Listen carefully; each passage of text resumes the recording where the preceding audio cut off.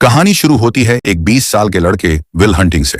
वो बहुत गरीब मोहल्ले में रहता है, लेकिन काम करता है दुनिया की सबसे मशहूर university MIT, Massachusetts institute of technology में। सुनने में बड़ा अच्छा लगता है, लेकिन हकीकत यह है कि विल वहां कोई पढ़ाई नहीं करता। वो तो बस यूनिवर्सिटी की इमारतों की सफाई करता है। एक दिन जब वो गलियारे की सफाई कर रहा होता है, तभी उसकी नजर बोर्ड पर लिखे एक बहुत मुश्किल गणित के सवाल पर पड़ती है। ये सवाल लिखा था प्रोफेसर जेराल्ड लैम्बो ने। उन्होंने पूरे कॉलेज को चुनौती दी थी कि जो भी इस सवाल को हल कर लेगा, उसका नाम यूनिवर्सिटी की किताबों में छपेगा और उसे नाम और इज्जत दोनों मिलेंगे। विल उस सवाल को ध्यान से देखता है और उसका मन वहीं अटक जाता है। पूरे दिन वो उसी सवाल के बारे में सोचता रहता है, यहाँ तक कि जब अपने दोस्तों के साथ बार में होता है, तब भी उसका दिमाग उसी सवाल में उलझा रहता है। अचानक वो दोस्तों को छोड़कर सीधे अपने छोटे से पुराने घर चला जाता है, ताकि रात भर बैठकर उस सवाल को हल कर सके। घर में उसके पास बोर्ड नहीं होता, इसलिए वो बाथरूम के शीशे पर हल लिखता है और गलतियां मिटा मिटा कर कोशिश करता रहता है। कई घंटों बाद आखिरकार वो सवाल हल कर देता है। कुछ दिनों बाद जब वो काम पर जाता है, तो सफाई करते करते ही बोर्ड पर सही हल लिख देता है। और जब प्रोफेसर लैम्बो बोर्ड पर लिखा हल देखते हैं, तो हैरान रह जाते हैं। उन्हें विश्वास ही नहीं होता कि उनके किसी स्टूडेंट ने इतना मुश्किल सवाल इतनी जल्दी हल कर दिया। वो ये जानने के लिए बेचैन हो जाते हैं कि आखिर ये जीनियस है कौन। उसी शाम विल अपने दोस्तों के साथ बाहर घूम रहा होता है। रास्ते में उन्हें कुछ लोग मिलते हैं। उनमें से एक लड़का एक लड़की का मजाक उड़ाता है। विल उस लड़के को पहचान लेता है। ये वही इंसान था जो बचपन में उसे बहुत तंग करता था। गुस्से में विल अपने दोस्त से गाड़ी रोकने के लिए कहता है और बिना सोचे समझे उतरकर सीधे उस पर हमला कर देता है। विल उसे मुक्का मारता है और देखते ही देखते दोनों ग्रुप के बीच लड़ाई शुरू हो जाती है। थोड़ी देर में पुलिस वहां पहुंच जाती है। विल के दोस्त उसे बचाकर खींचने की कोशिश करते हैं, लेकिन तब तक देर हो चुकी होती है। पुलिस विल को गिरफ्तार कर लेती है। अगली सुबह प्रोफेसर लैम्बो अपने स्टूडेंट्स को लेक्चर देते हैं। सबकी नजर उन्हीं पर टिकी होती है, क्योंकि सब ये जानना चाहते हैं कि आखिर वो कौन है जिसने इतना मुश्किल सवाल हल किया। लेकिन क्लास में कोई भी इसका जवाब नहीं देता। प्रोफेसर थोड़े निराश होकर कहते हैं कि अगर किसी ने पिछला सवाल हल कर लिया है, तो अब मैं तुम्हें और भी कठिन सवाल दूंगा। वो बताते हैं कि ये वही प्रॉब्लम है जिस पर वो और उनके साथी पिछले 2 साल से काम कर रहे हैं, और अब वही सवाल बोर्ड पर लिखा हुआ है। इधर विल पुलिस स्टेशन से बाहर निकलता है और अपने दोस्तों को बताता है कि उसकी अगले हफ्ते कोर्ट की तारीख है। शाम को वो अपनी नौकरी पर जाता है और वहां फिर से बोर्ड पर लिखा एक आसान सा सवाल देखता है। जल्दी जल्दी उसे हल करने लगता है ताकि कोई देख न ले। तभी प्रोफेसर लैम्बो अपने ऑफिस से बाहर आते हैं और विल को बोर्ड पर लिखते हुए देख लेते हैं। वो गुस्से में पूछते हैं, तुम यहाँ क्या कर रहे हो? विल तुरंत माफी मांगकर पीछे हट जाता है। प्रोफेसर को लगता है कि ये लड़का कोई शरारती है जो बस बोर्ड पर बेवजह लिख रहा है। वो उसे पकड़ने की कोशिश करते हैं, लेकिन विल फुर्ती से वहां से गायब हो जाता है। जब प्रोफेसर दोबारा बोर्ड देखते हैं, तो उन्हें पता चलता है कि वहां सही जवाब लिखा हुआ है। ये देख वो दंग रह जाते हैं। शाम को काम खत्म होने के बाद विल अपने दोस्तों के साथ बार में जाता है और बताता है कि उसे नौकरी से निकाल दिया गया है।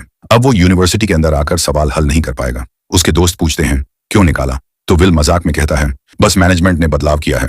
अगले दिन प्रोफेसर लैम्बो ठान लेते हैं कि अब वो इस रहस्यमयी जीनियस को ढूंढेंगे। वो सीधे सफाई कर्मचारियों के दफ्तर पहुंचते हैं और पूछते हैं, यहाँ काम करने वाले एक लड़के का नाम चाहिए। लेकिन वहां के स्टाफ को लगता है कि प्रोफेसर सफाई की शिकायत करने आए हैं, इसलिए वो तुरंत विल का नाम नहीं बताते। थोड़ा समय बाद ये पता चलता है कि विल MIT में सफाई का काम अपनी मर्जी से नहीं कर रहा था, बल्कि ये कोर्ट की तरफ से दी गई कम्युनिटी सर्विस थी। अब उसका केस सुनने का दिन आ चुका था। कोर्ट में प्रोफेसर लैम्बो भी मौजूद होते हैं। वहां सब देखते हैं कि विल खुद ही अपना केस लड़ रहा है। वो कानून और समाज के बारे में इतनी जानकारी दिखाता है कि सब हैरान हो जाते हैं। लेकिन उसके खिलाफ बहुत सारे पुराने केस होते हैं, इसलिए जज उसे जेल भेज देते हैं और $50,000 की जमानत रख देते हैं। कुछ समय बाद प्रोफेसर लैम्बो जेल में विल से मिलने आते हैं। वो बताते हैं कि जज ने उसे जेल से बाहर आने की इजाजत दे दी है, लेकिन 2 शर्तों के साथ। पहली, विल को हर हफ्ते प्रोफेसर के साथ पढ़ाई करनी होगी। दूसरी, उसे हर हफ्ते एक मनोवैज्ञानिक डॉक्टर से मिलना होगा, ताकि उसका गुस्सा और अपराध जैसी आदतें कम हो सकें। विल को लगता है कि उसे मनोवैज्ञानिक डॉक्टर की कोई जरूरत नहीं है, लेकिन आजाद होने के लिए वो ये शर्त मान लेता है। जेल से निकलने के बाद वो प्रोफेसर के साथ पढ़ाई शुरू करता है और मुश्किल से मुश्किल सवाल आसानी से हल कर देता है। प्रोफेसर उसकी काबिलियत देखकर बहुत प्रभावित होते हैं, लेकिन थेरेपी इतनी आसान नहीं होती। प्रोफेसर कई अलग अलग डॉक्टर बुलाते हैं, लेकिन कोई भी विल को संभाल नहीं पाता। पहला डॉक्टर तो डर ही जाता है, क्योंकि विल उसकी लिखी किताब का मजाक उड़ाता है। विल कहता है कि उसने उसकी किताब एक ही रात में पढ़ ली और उसमें कुछ खास नहीं है। ये सुनकर डॉक्टर गुस्से में सेशन छोड़कर चला जाता है। दूसरे मनोवैज्ञानिक डॉक्टर ने विल को संभालने की कोशिश कुछ अलग तरीके से की। उसने उसे हिप्नोटिज्म में डालकर सुलाने की कोशिश की, लेकिन यह तरीका भी काम नहीं करता। ये देखकर प्रोफेसर लैम्बो लगभग हार मान लेते हैं। तभी उन्हें अपने पुराने कॉलेज के दोस्त शॉन मैग्वायर की याद आती है, जो अब एक मनोवैज्ञानिक डॉक्टर है। प्रोफेसर शॉन के ऑफिस में जाकर विल का मामला बताते हैं और उसे साथ मिलकर एक रेस्टोरेंट में चर्चा करने का न्योता देते हैं। शॉन पहले तो मना कर देता है, क्योंकि उसका शेड्यूल बहुत व्यस्त होता है, लेकिन प्रोफेसर लैम्बो उसे समझाते हैं कि विल कोई साधारण लड़का नहीं है, बल्कि एक अलग ही स्तर का जीनियस है। वो उसकी तुलना उस मशहूर गणित के विद्वान से करते हैं जिसने बिना किसी औपचारिक पढ़ाई के बड़े बड़े खोज किए थे। ये सुनकर शॉन आखिरकार विल से मिलने के लिए राजी हो जाता है। पहले सेशन में विल हमेशा की तरह बदतमीजी और मजाक से डॉक्टर को परेशान करने की कोशिश करता है। वो शॉन की बनाई पेंटिंग तक का मजाक उड़ाता है और कहता है कि ये बिल्कुल बेकार है। शॉन इस पर गुस्सा नहीं करता और शांत रहता है। लेकिन जब विल उसके निजी जीवन और उसकी पत्नी का मजाक उड़ाता है, तब शॉन बुरी तरह भड़क उठता है। वो सख्त लहजे में कहता है, अगर तुमने मेरी पत्नी का नाम फिर लिया तो मैं तुम्हें बर्बाद कर दूंगा, और इसके साथ ही सेशन खत्म कर देता है। बाद में जब प्रोफेसर लैम्बो देखते हैं कि शॉन परेशान है, तो वो उसे कहते हैं कि अगर चाहे तो ये केस छोड़ सकता है। लेकिन शॉन साफ कहता है कि वो अगले हफ्ते फिर से विल से जरूर मिलेगा। पहले सेशन के बाद शॉन देर तक विल की बातों के बारे में सोचता रहता है, खासकर जब उसने उसकी पत्नी का जिक्र किया था। ये यादें उसे अकेला महसूस कराती हैं। उधर विल अपनी जिंदगी में थोड़ा आगे बढ़ता है। वो बार में मिली लड़की स्काइलर के साथ डेट पर जाता है।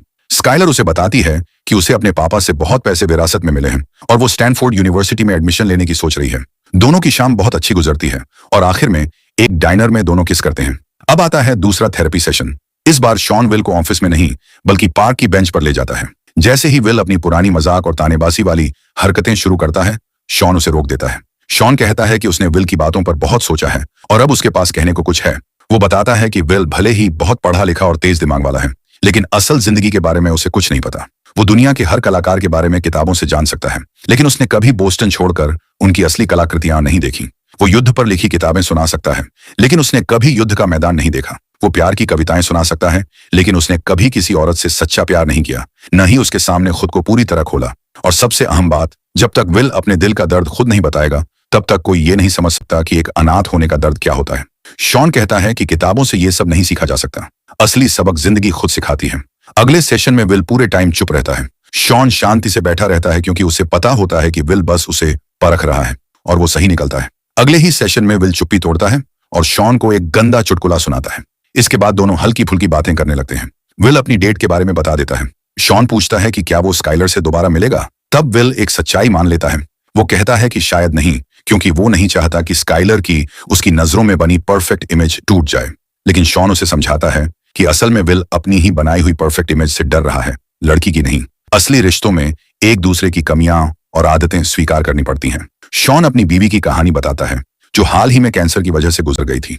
वो कहता है कि उसे उसकी छोटी छोटी आदतें और नखरे सबसे ज्यादा याद आते हैं। असली प्यार और नजदीकी तभी होती है जब हम इंसान को उसकी कमियों के साथ अपनाएं। पहली बार विल ध्यान से सुनता है। दूसरी तरफ विल स्काइलर से मिलने उसके हॉस्टल पहुंचता है। स्काइलर हैरान होती है क्योंकि विल ने लंबे समय से उसे कॉल नहीं किया था, लेकिन वो बाहर जाने के लिए मान जाती है। अगले दिन दोनों डॉग रेस देखने जाते हैं और बहुत अच्छा वक्त बिताते हैं। स्काइलर विल से पूछती है कि वो कहां बड़ा हुआ। विल सच छुपाकर मजाक में कह देता है कि उसके 12 बड़े भाई हैं। स्काइलर हंसकर कहती है कि ये झूठ है, लेकिन विल कसम खाकर बात को और मजेदार बना देता है। यहां तक कि उसे वादा करना पड़ता है कि वो जल्दी ही स्काइलर को अपने परिवार से मिलवाएगा। इसके बाद स्काइलर विल से पूछती है कि किसी को कैसे पता चलता है कि वही उसका सच्चा साथी है। ये सवाल विल के दिमाग में बैठ जाता है और अगले दिन वो शॉन से यही पूछता है। शॉन मुस्कुराकर बताता है कि उसे अपनी बीवी को देखकर पहली नजर में ही समझ आ गया था। फिर वो एक किस्सा सुनाता है।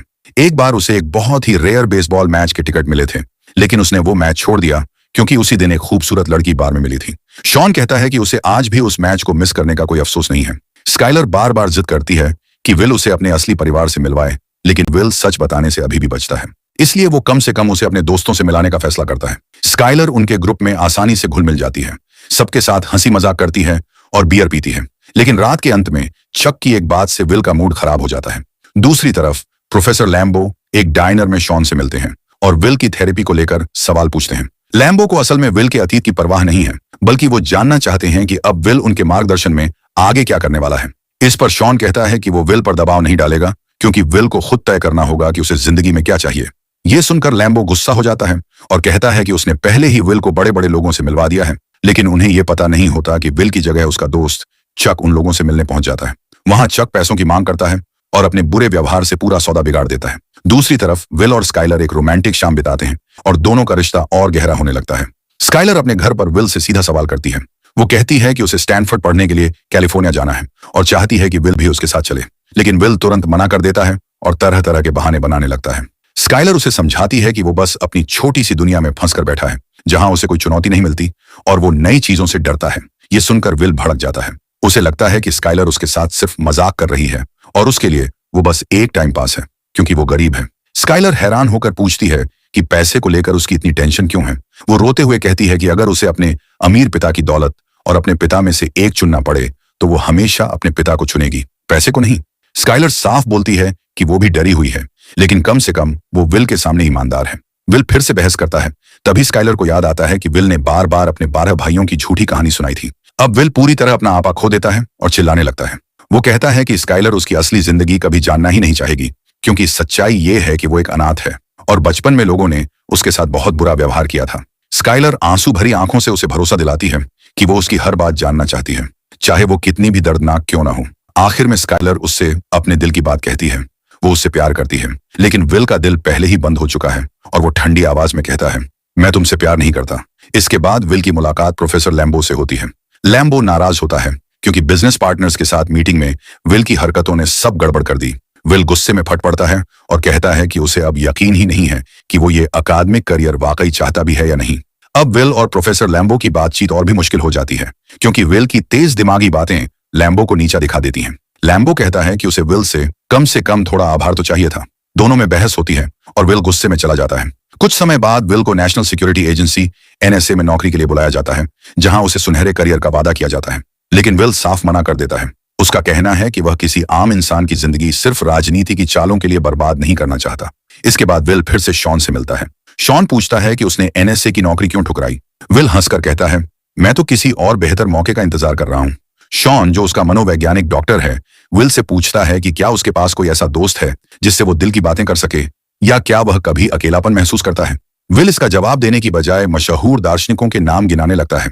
तब शॉन समझाता है कि असली रिश्ते तो जिंदा लोगों से ही बनाए जा सकते हैं।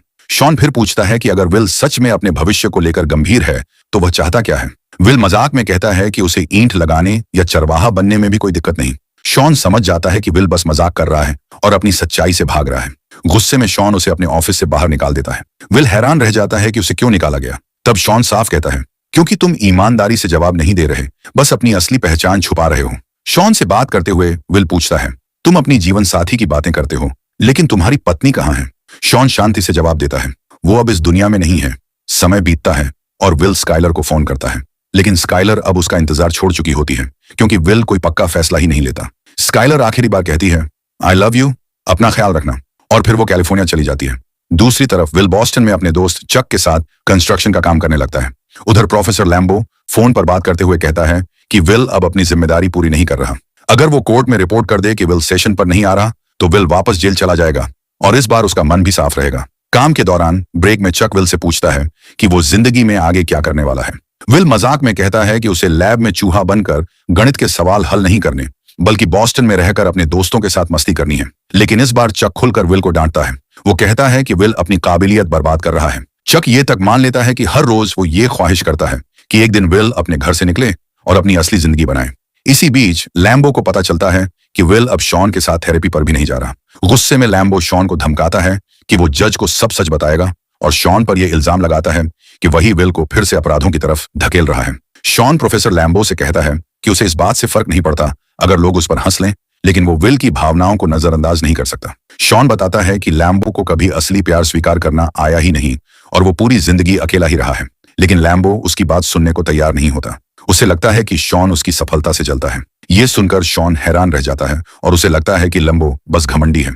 शॉन समझाता है कि वो सिर्फ विल के भविष्य और उसकी असली ख्वाहिशों की परवाह करता है, जबकि लैम्बो का दबाव उसे नाकाम बना सकता है। तभी लैम्बो चुपचाप वहां से चला जाता है और विल को शॉन के साथ अकेला छोड़ देता है। शॉन विल को बताता है कि उसका और लैम्बो का झगड़ा व्यक्तिगत नहीं है, बल्कि ये पुरानी बातों से जुड़ा हुआ है। फिर शॉन बात बदलते हुए बताता है कि उसने विल के बारे में जज के लिए एक रिपोर्ट तैयार की है। विल उससे पूछता है कि क्या उसके जैसे और भी मरीज उसके पास आए हैं। तभी शॉन पहली बार अपनी पर्सनल लाइफ शेयर करता है और बताता है कि उसका पिता शराबी था जो उसे बहुत मारा करता था। वो विल से कहता है कि जो कुछ भी उसके साथ हुआ उसकी गलती नहीं है। शुरुआत में विल मजाक बनाकर बात टालने की कोशिश करता है, लेकिन फिर अचानक टूटकर अपने असली जज्बात बाहर निकाल देता है। आखिरकार सब कुछ साफ होने लगता है कि उसका पिता शराबी था और बचपन में उसे बहुत मारा पीटा करता था।